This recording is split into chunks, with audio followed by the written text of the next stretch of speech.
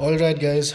So we thought we'd discuss something light last time, but it would be stupid of us to avoid this really historic moment, a civilizational moment of great importance and great significance, the Ram Janmabhoomi, the Ram Janmasthan, and the great temple at Ayodhya that's being opened tomorrow. Uh, the Pran Pratishta is between 12:15 p.m. and 12:45 p.m. and you have a lot of luminaries, cricketers, politicians, what have you, attending the ceremony. So we thought, why not we talk about uh, the history of this movement, of the arduous task of getting the Ram Janmabhoomi movement, the controversies, the players, the sacrifice of the car sevaks, and give you a bit of a slice of life about what's actually going on behind this whole temple construction journey, and hope you guys like it. And we would actually, and since we like to talk about food at the very beginning of our podcast, we are having, or rather I'm being a bad guest, okay, a bad host to my friends, and I'm having a Hawaiian passion fruit kombucha, right? And peanut laddu. It's peanut laddu with jaggery. We've had a lot of it right now. It's very high in fat and sugar, so we're going to not have it. But I shall have the kombucha instead. Uh, With that, welcome to SuryaCast. right. So I'll just take 1 second before I move to Rohit and talk about what actually Ram means. The meaning of Ram, it turns out, is that which is lovely and pleasing to the eyes, that which is beautiful and calming to the eyes. Turns out that's exactly what Ram means. And I thought that was a small tidbit with which we can start the show. And over to you, Rohit. What is the history of this particular movement, and what do you actually think about it? Any opening remarks? Yeah, I think from my end, right, I've been following the news from our generation born in 1990s, right? We are not so, we are kind of informed through news. We don't know much on ourselves. We are not the 1970s generation, our parents' generations. They're more in line with information that is happening. What happened in 1970s, what was the finding of ASI, what was the political issues that happened with Rajiv Gandhi in 1980s, the demolition. We were born much after that, like just around that time, so right, we were not there during that time. So our learning is through news and social media and such. So there's a lot of controversy, a lot of fighting, a lot of political involvement going on.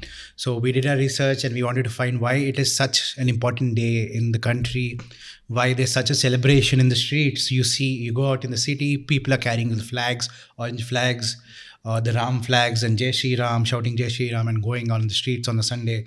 So yeah, so I wanted to understand what is the timeline that happened.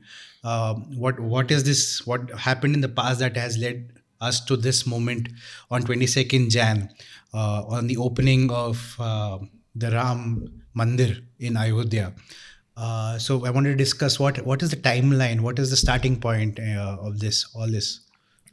Right. So before I answer the timeline question, I think maybe one thing that's important here for us to notice over here is that uh, it's been 1,000 years, I guess, where there's a massive temple that's actually being built. The massive temple that's being built in North India after a very long time, which doesn't have any Hindu temples. They've all been destroyed. Okay, and that's a very significant moment actually. And a lot of people who fought for it, like Meenakshi Jain, did not even believe that something like that would have happened because the bias against it was so extreme, right? That the fact that something like this would actually be possible in her lifetime is something that she didn't ever imagine. So that's one of the reasons why it's so significant and why people have that sense of belonging, and that sentiment and emotion is so high, okay, on the street that we seem to be seeing. We were just going out, okay, for a coffee, and we saw that there are actually people in Hyderabad going around, okay, chanting Jai Shri Ram, okay, with flags. Wasn't that interesting? Yeah.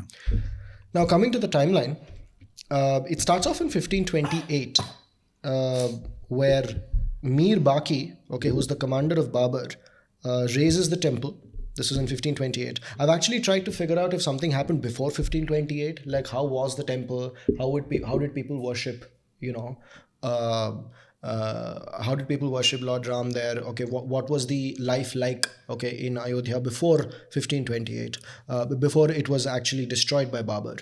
But I didn't get any information on that. If you guys do know or have some information on that, on how life was like, because this would be an interesting information to know as to how was the temple like, how was temple life like, right, before Babur, or actually Mir Baki, Babur's commander, okay, raised the temple and built a mosque there. I think only thing that was known was that, or at least assumed, is that it is said that Ram was born in Ayodhya, and that's why Ayodhya has got this significance of being the birthplace of Ram. I think that's the only thing we know about Ayodhya before that. Right. Anyways, without further ado, it was 1528, okay, when the temple was destroyed by Mir Baki, and nothing much happened after that. The temple was destroyed, razed, and a mosque was built. And in 1853, so this was British rule, right? When it was the Nirmohi sect, okay, the Nirmohi Akhada, that in fact under a Nawab Wajid Shah of Awadh, right, was the person when they actually ended up like, protesting, saying that this is a Ram Janmabhoomi Sthan. Okay, there's a mandir here and we should have the right to pray. This happened in 1853 during the British rule. Now, 6 years later in 1859, what actually happened is that the British ended up... Don't make noises. Okay, fine. Okay.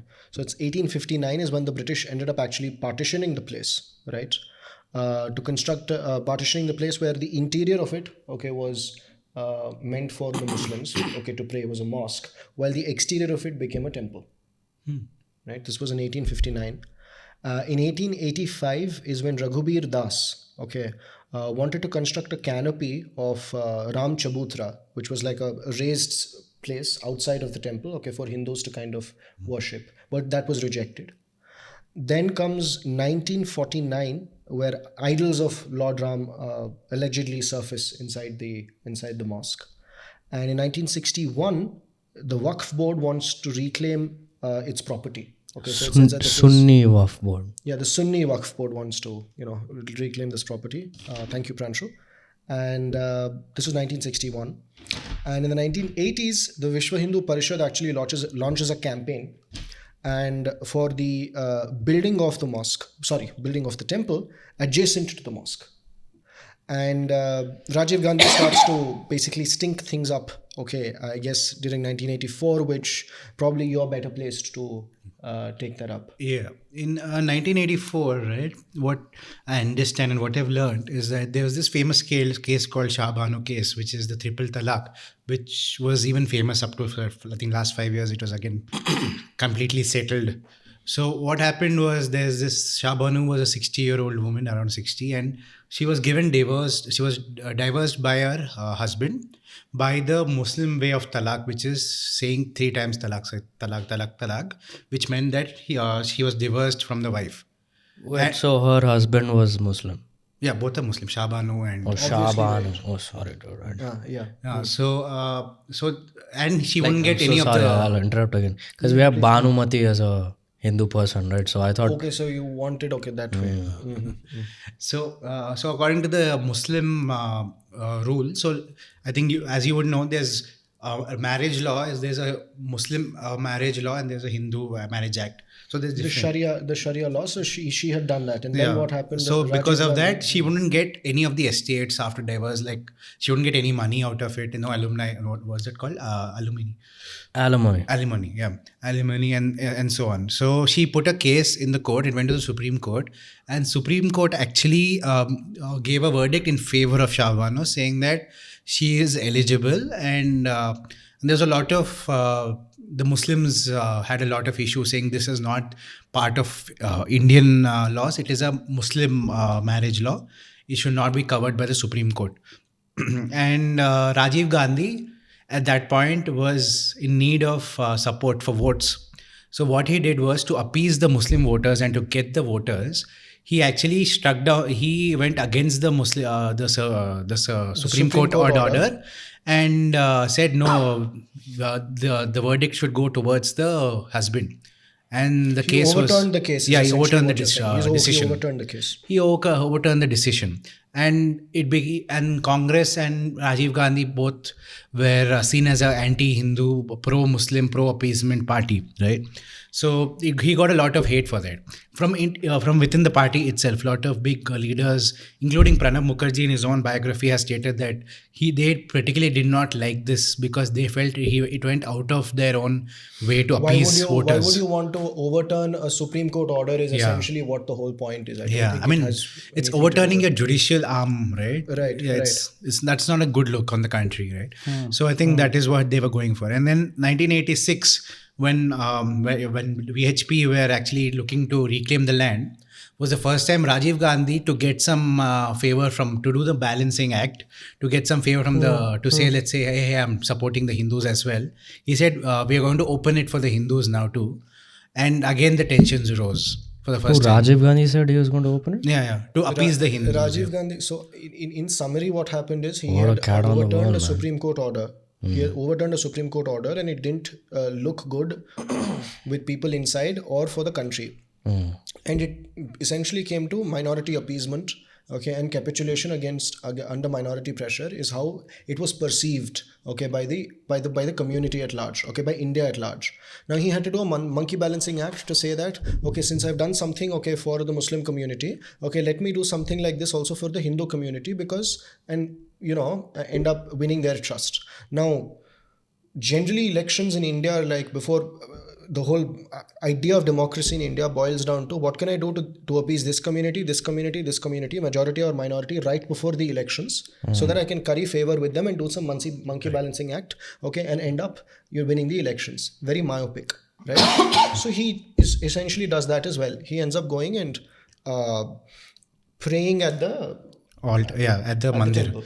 And he does that? Okay. Yeah, and what is interesting at this point, right, was VHP at that point were actually looking at the place next to the masjid, not on the masjid, not demolishing the masjid, nothing like that. It was next to the masjid, and they were looking at that place as a center of where they would build a temple later on, right? Which is interesting. Coming back to this point again, is that whenever Islamic invaders entered a country, right, it is seen in many countries. If you see Istanbul, in Turkey, when it was known as Constantinople then. If you see Spain, in Granada, for example, right, whenever they entered, they built mosques.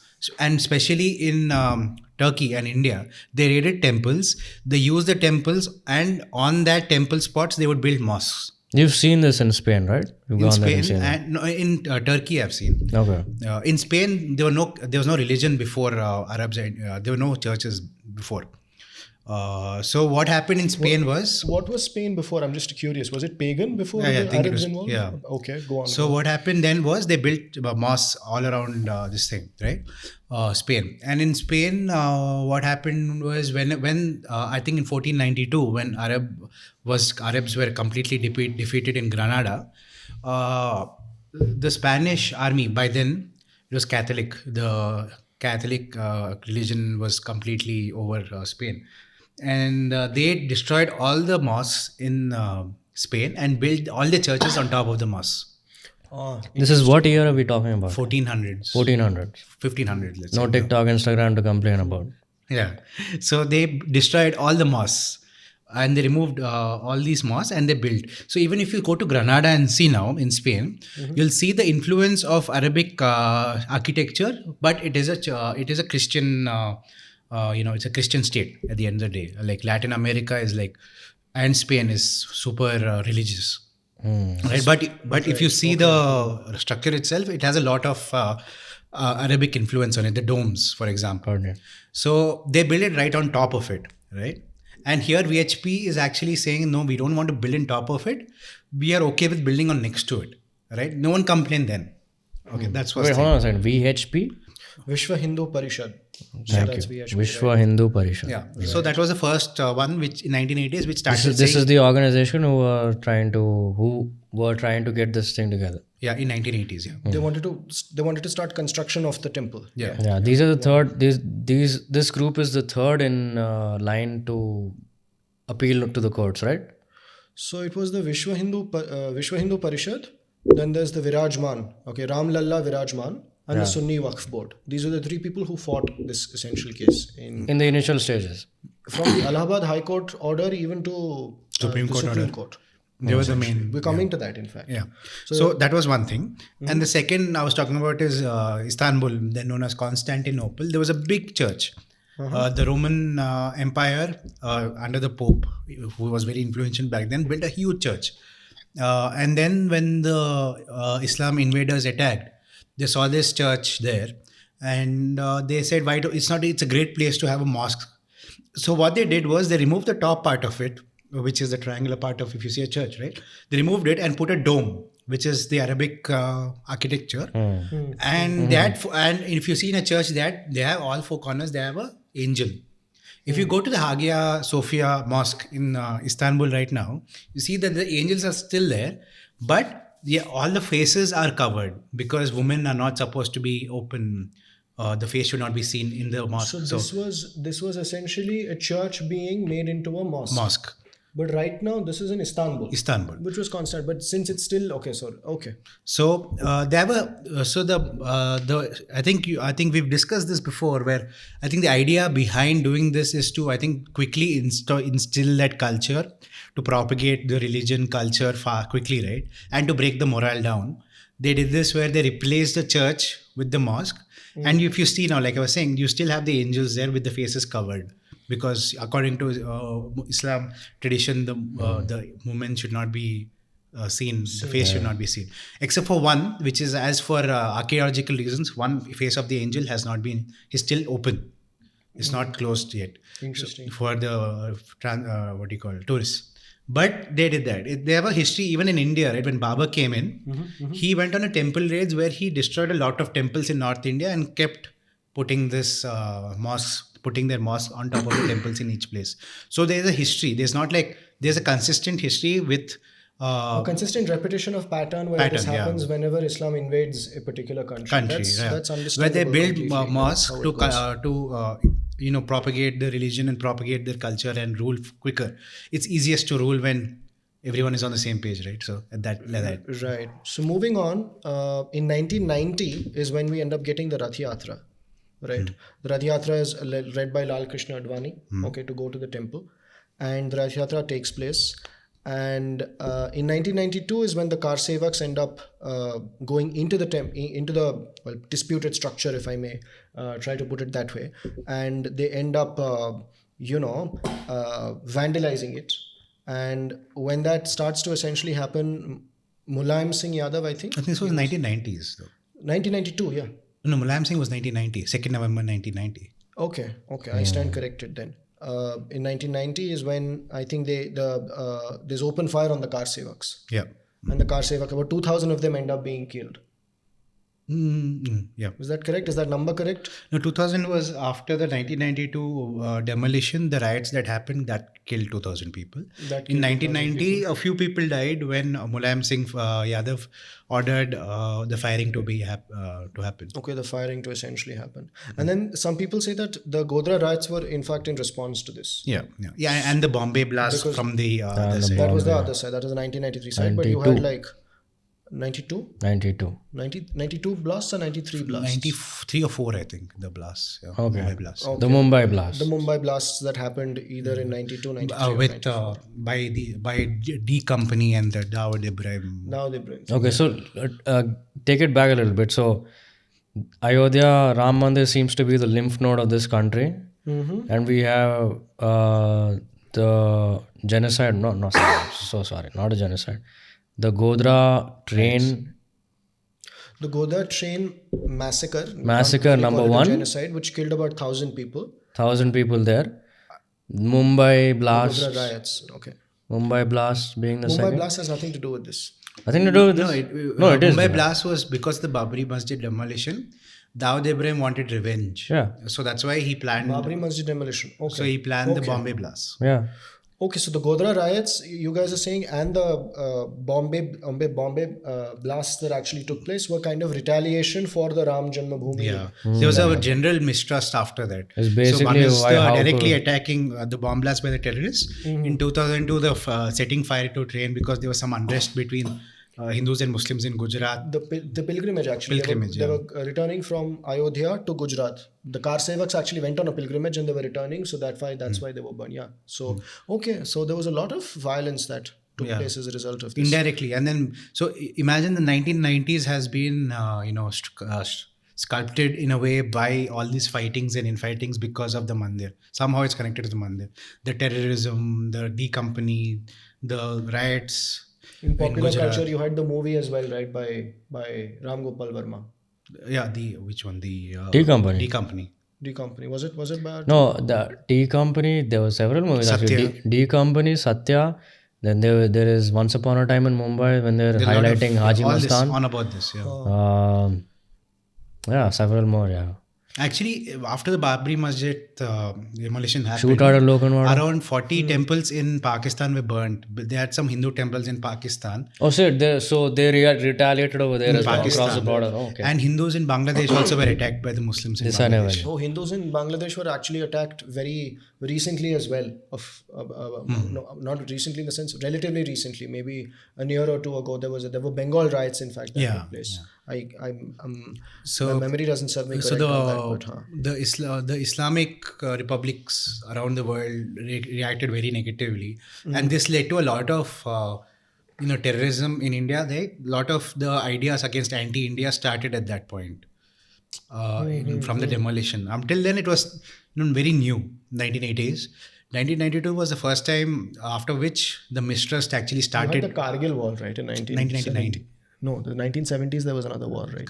That was Bangladesh liberation. Bangladesh Liberation War. But even then, you had like some. But the religious front, the war between on the religious front, the jihad and everything against India started. The root cause was from then. It was building up, but that was kind of the catalyst, maybe that kind of put the spark. After which, right?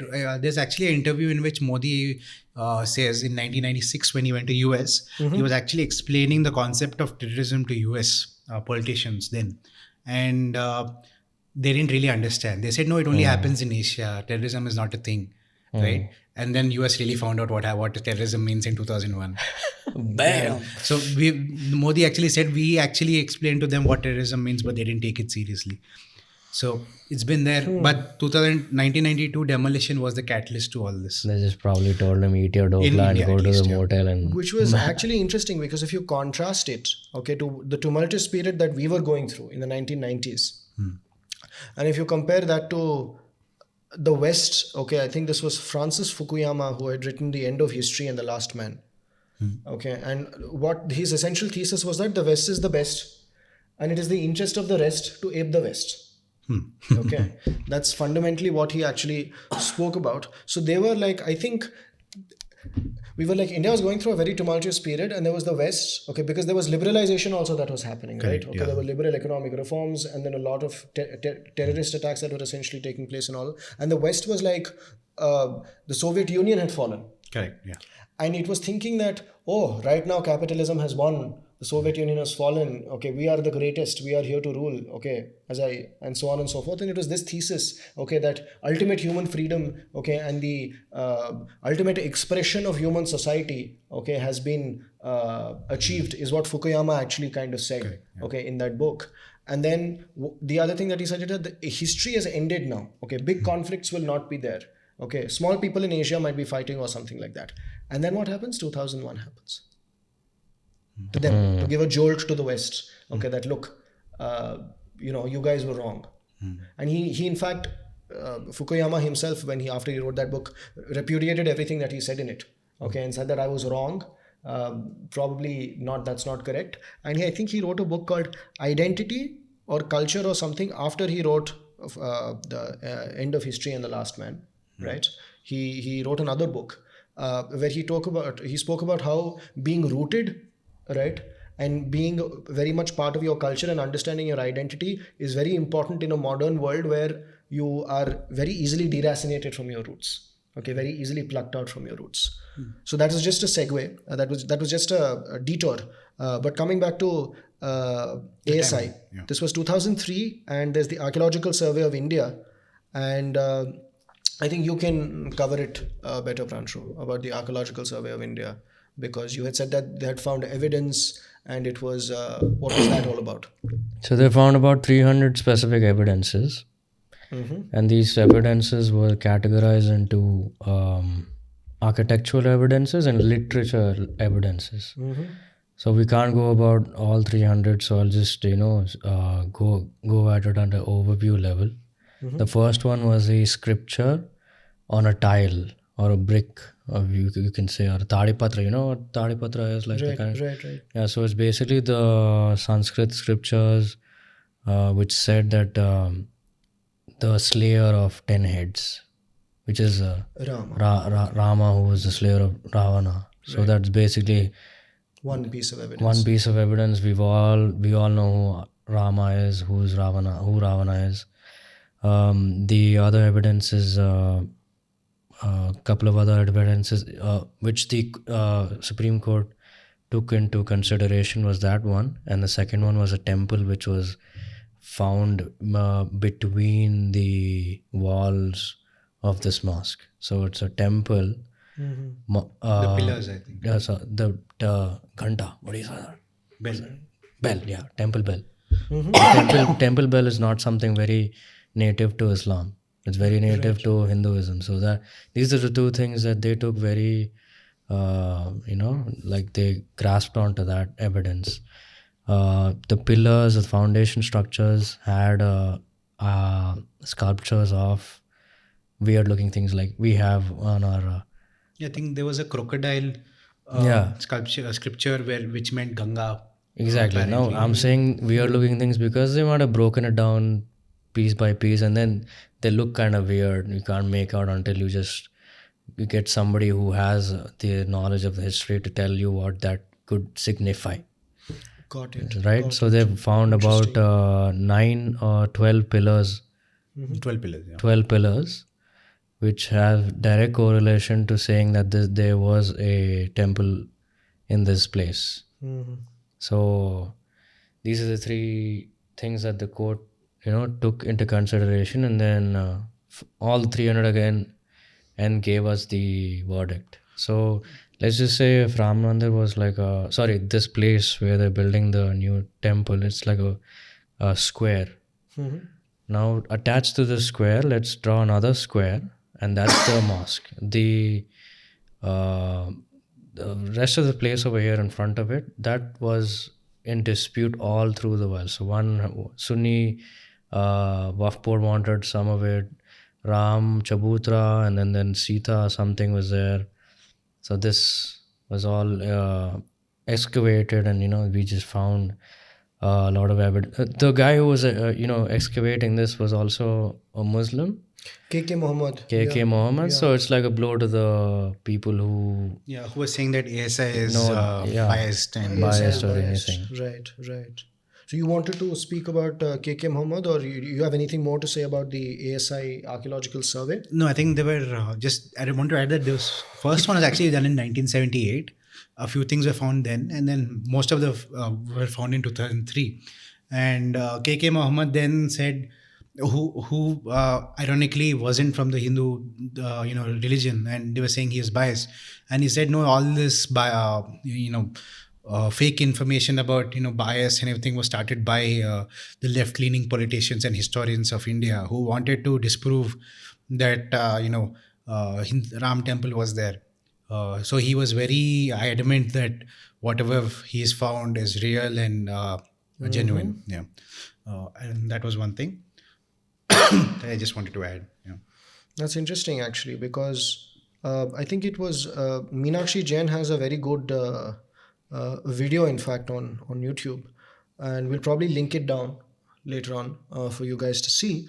But it's very interesting because she, in fact, takes the names of a lot of these historians and their acolytes as well as their students who had not read anything about ancient India, okay, or who called themselves experts on ancient India, but they had not I mean, literally, there's one person she's saying that I forgot her name.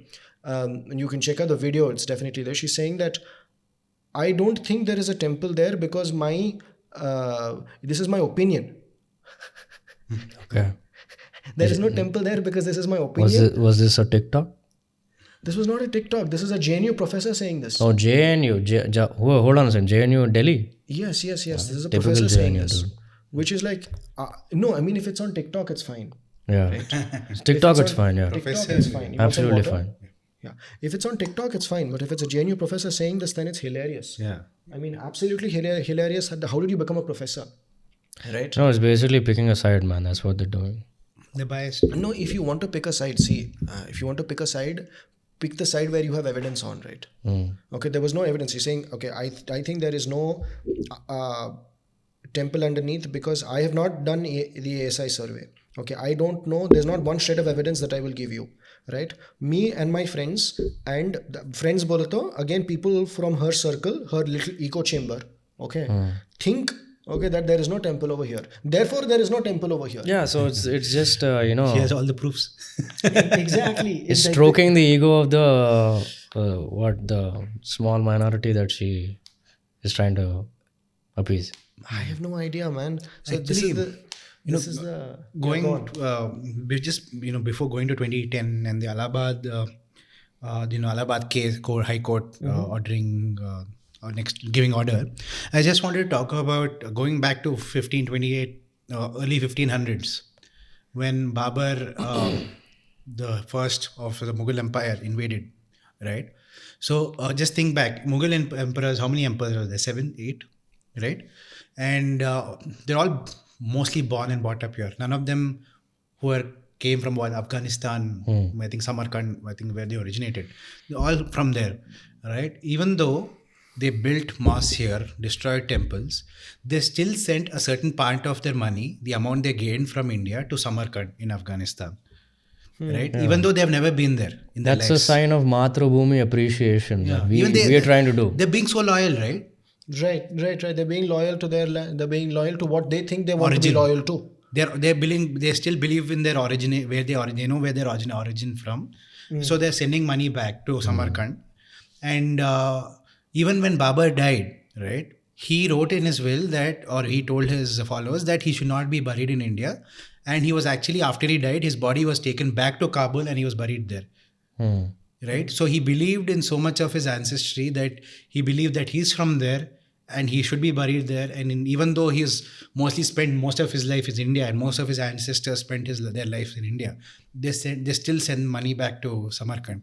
And you should appreciate that loyalty. Yeah, he's a Deshbhakt for all in all. Yeah, to the culture. For his culture. For his culture. So from that, right, what we've learned from them, why can't we, like I'm saying, all these JNU professors and whatever, right? Why can't we stay loyal to what we believe in, where our temples were or originate? Why can't we send money to build our temples when these Mughal emperors were doing it 500, 600 years back? I think I have an answer to this, like a part answer to this. Right. You know how madrasas provide free education to the Muslim community? Right. Yeah. I believe that temples were the initial things for us. So it there's was. evidence. Temples were a complete hub for economic activity. Yep. As well as for education. But the point is that right to education, the Indian state discriminates against Indians for providing right to education, in their own culture, as well as freeing of Hindu temples from state control.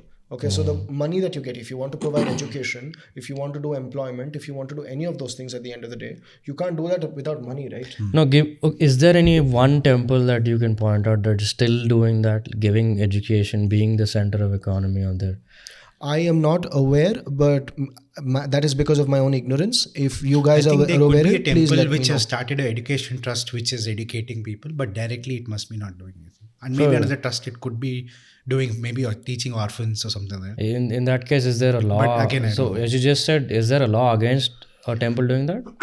Again, I don't know the complete nitty-gritty details, but right to education, the Right to Education Act makes it difficult for Hindus to kind of impart the education that they want to. I'm not completely sure about this, but I can probably do some research and link the why the RTE is discriminatory against Hindus.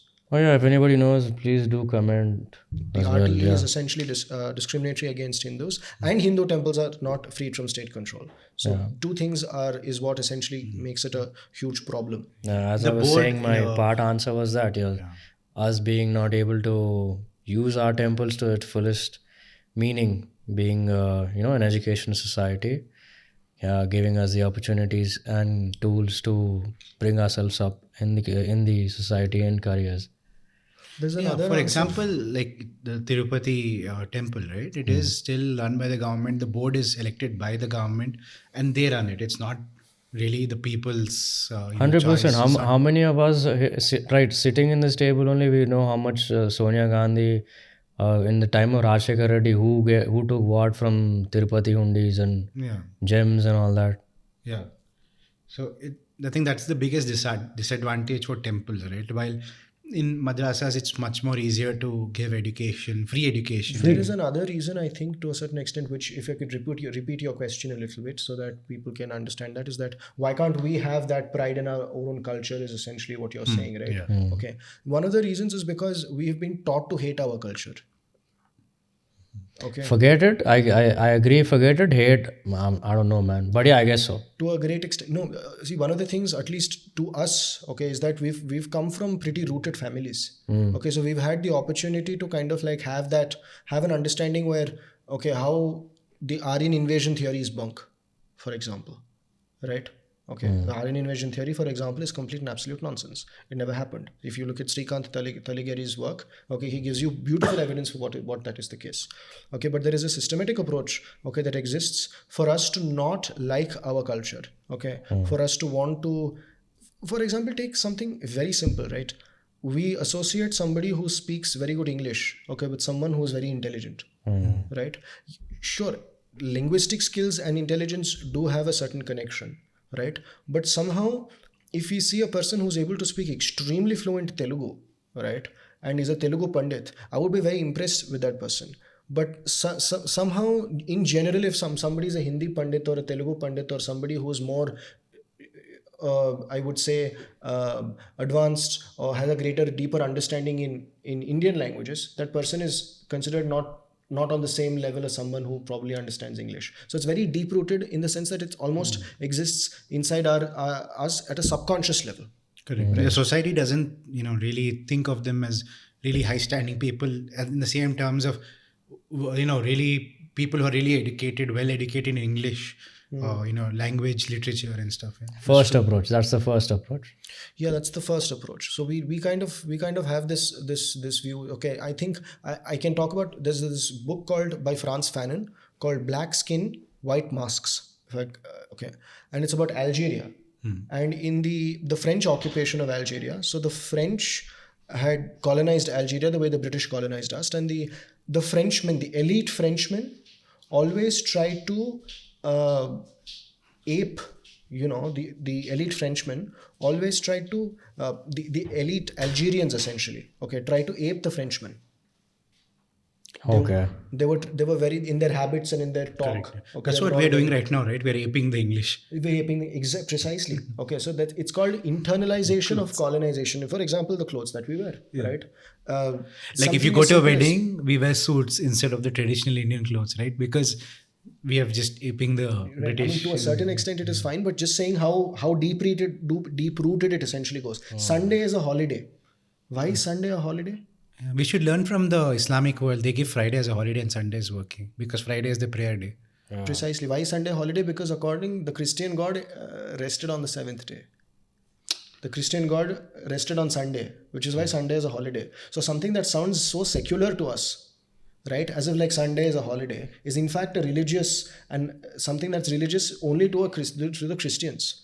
Even calendar. So that's how colonization essentially works. The calendar that we use is the Roman calendar, which is basically a Christian calendar. Which is a Christian calendar. Which is the Pope which started it, right? Right. It is because we all, if you know, we all have our Telugu calendars, we follow that too, right? But the world as a society as a whole outside, the business, everything in India and the rest of the world, even though they have their own cultures and the time, right, but still follow their the Roman calendars. The Roman calendar, like for example, the Chinese have the Chinese New Year. Yeah. Okay, the Chinese New Year. We don't have we have Ugadi as a New Year. Marathi people have their stuff. So is basically connecting all the states in our country is basically Hinduism in one way. Our temples. Connecting all the temples. All our states. Connecting us back to the roots. Us back to the roots. Is going to our local temple or our Tirtha Yatra, which is the temple which is Velisina Gudil antaru kada. Yeah.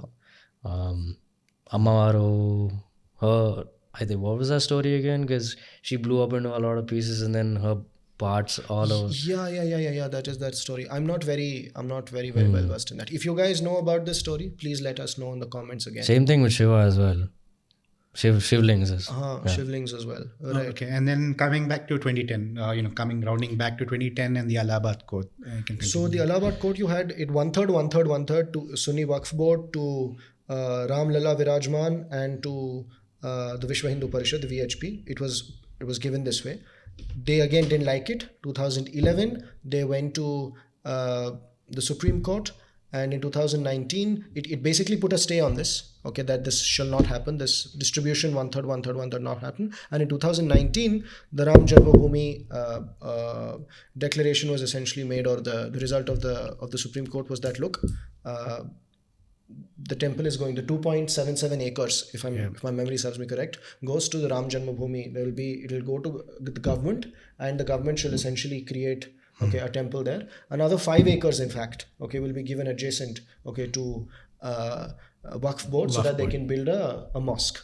So this was, and in 2024, January 22nd, which is tomorrow. Yes, we. Wait, hold on a second. So so there is a mosque that's going to come up as well. Yeah, they're building a massive. Oh wow! Look, see, we're generous. And they're saying it's going to be bigger than Taj Mahal, more beautiful than Taj Mahal. 300-bed hospital, a free education center, vegetarian food cooked throughout the day. So it's a massive thing that they're doing here.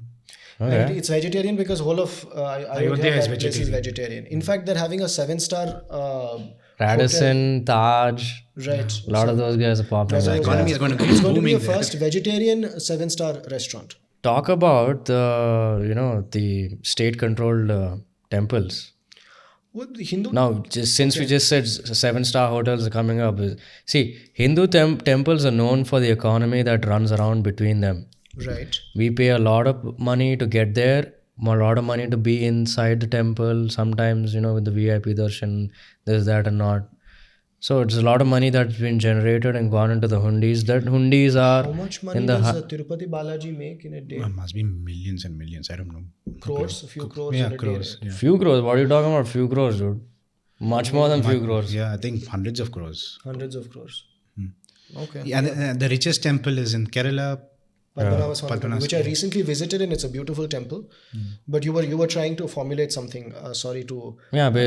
So the state has its hands in the temple's pocket. So what is this entire situation like about? Who's benefiting out of it? The state is essentially benefiting out of it, and they would like to see. First of all, I guess. Hindu temples are under state control because the state benefits out of it, and they can use that money for whatever. Okay, but so basically it's all through, every Indian citizen has it's been spread throughout all Bharatiya citizens, the money that's been taken out of it. Is what is said, but misappropriation of Hindu Hindus temple funds has been there all along, right? Okay. And it should, in fact, it is better if it is directly in the control, because the Hindu temple belongs to the Hindu community. Yeah, of course. So the state doesn't interfere in the process. Okay, and if Hindu temples have control over their funds, they can allocate it better for education. Hold on a second. If we are secular, that means they're not supposed to be handling our money. In the sense, Hindu money. Yes, but the problem is, again, we'll have to go into a lot of this thing about the definitions of secularism, and there's the French version of secularism, there is the American version of secularism. Oh shit! There is India's own confused version of secularism. Okay, then you have a very, very deep work that is done by Jacob de Roover okay, of the Ghent school that actually says that secularism is simply the outgrowth of what? Christianity. That in fact secularism comes out of Christianity. Oh shit. Okay. Okay, it's very deep. This is very deep stuff. Like you have to very deep stuff in the sense. Well, it's not like super deep. Nietzsche already said it. Okay, Nietzsche considers socialism, liberalism, all of these things to be just another form of Christianity. Okay, he just thinks it's another form of Christianity. Okay. So, anyways, if we can have that discussion Yeah, later in a on. later time, yeah, of At a course. later time. Sorry, because this is a But huge topic. Hindu We'll talk temples and about it state later. control. So Hindu temples and state control. A book that a recommendation that everybody of you should read, whoever is interested, is Hindus Under Hindu Rashtra by Anand Ranganathan, and it actually talks about how Hindus face systematic discrimination, okay, against the Indian state. And here is where I'd actually like to talk about why any fight for survival by the Hindus is considered as aggression. In the sense that if you have a bully, okay, and then you have a very weakling in a classroom, and if that weakling is made fun of by or abused or insulted, mocked by anybody, and if he shuts up and takes it, he's good. But the moment he starts to fight up for himself, and people will be like, who the hell is he to talk back? And you were talking about the whole China and Japan. Japan In our thing, episode 2, if you recall, right, we were talking about how Japan were indiscriminate about when they attacked in World War II, when they attacked China, right? They thought Chinese as below humans. They thought them as pigs and dogs, right? So they went on killing them, raping them, mass massacres everywhere, and Chinese kept retaliating, defending themselves, and the Japanese thought, wait, how can these non-humans, these low creatures even retaliate? And they became even more violent, right? So the bully was like, hey, how can these small guys even dare to stand up against us? So it became worse. Yeah. So I think that's the same thing over here, is that it's the same thing that happened to the Jewish community as well. As long as the Jewish community, like the good Jew, okay, in some sense, okay, is someone who just goes and is slaughtered in the is ready to be slaughtered, okay, in a Nazi concentration camp. But when the Jewish community said we've had enough, okay, and when they created Israel, right, and said that we will fight for ourselves and we will Krav Maga, okay, the most lethal martial art technique in the world, okay, it's one of the most dangerous martial art forms and the forms of martial arts in the world, right? The world doesn't like it. The world doesn't like it because the world doesn't like it when the weakling stands up for himself or herself, right?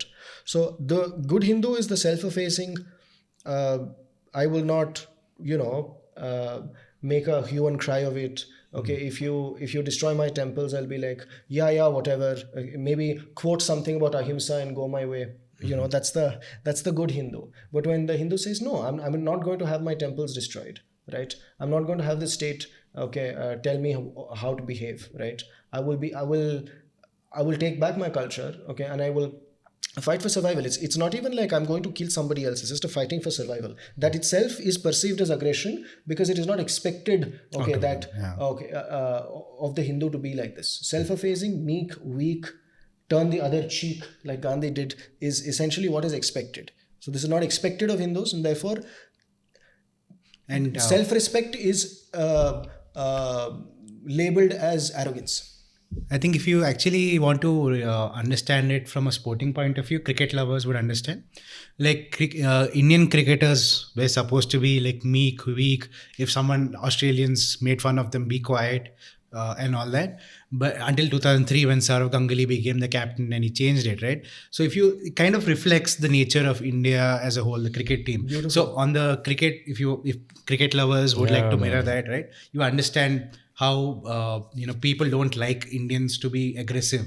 When people are aggressive, they say, hey, you control cricket, you're rich, that's why you want everything to own. Hey, because we are aggressive for 10 years, people are like being you're doing something wrong. But Australians have been doing it for the last 100 years. English have been doing for the last 100 years and no one has complained. So that's the mirror in the there's a difference in the aggression also. The aggression here is to assert one's self without any insecurities. The aggression there is to oppress the other. Correct. The aggression here is not to oppress anybody. Yeah. But I think that's the interesting thing is where you mirror like even the culture itself. Right. How And people- even if yeah, you see the everything. country of India itself, right, the military, the policy of Indian military is that we do not attack first. That's still the case. We never attack. We never go into the war. We never initiate a war. We only retaliate. That's the policy that Indian military has always followed, and even now. So even that way, it kind of reflects what you're saying is that we never. Our concept of Hinduism is still rooted in the country as well, in the country policies as well. Very interesting. NDA, Indian Defense Academy. Defense. Indian Defense Academy. Yeah. So with that, I think we've done our episode on Ram. I hope he's watching us and likes what he's seen. And we'll take your leave with that, and let us know in the comments what you'd like to cover next time. Yep. Thank you very much. Bye. Bye.